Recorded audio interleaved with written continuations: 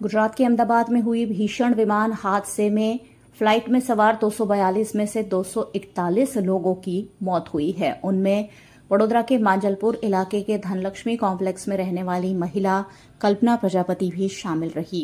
उनका DNA sample match होने पर उनका डेड बॉडी परिवार को सौंप दिया गया है। आज सुबह सुबह कल्पना प्रजापति के मृत शरीर को मांजलपुर स्थित धनलक्ष्मी कॉम्प्लेक्स उनके निवास स्थान लाया गया और वहीं से उनकी अंतिम यात्रा आयोजित की गई। इस मौके पर बड़ी संख्या में रिश्तेदारों, परिजनों और आसपास के लोगों की उपस्थिति रही।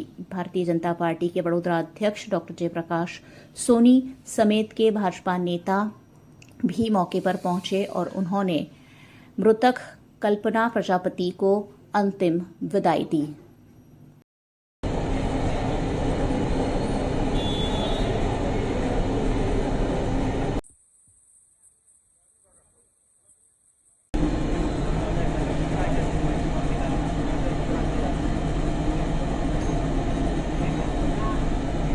खूब ज हृदयदायक घटना बनी है અને સંપૂર્ણ પરિવાર પર તો આફત આવી, પણ બધા જ લોકો પર આફત આવી એવું લાગ્યા કરે છે, કારણ કે માનવામાં ના આવે કે આવી ઘટના કેવી રીતે બની શકે। પણ ઈશ્વરને ગમ્યું તે ખરું।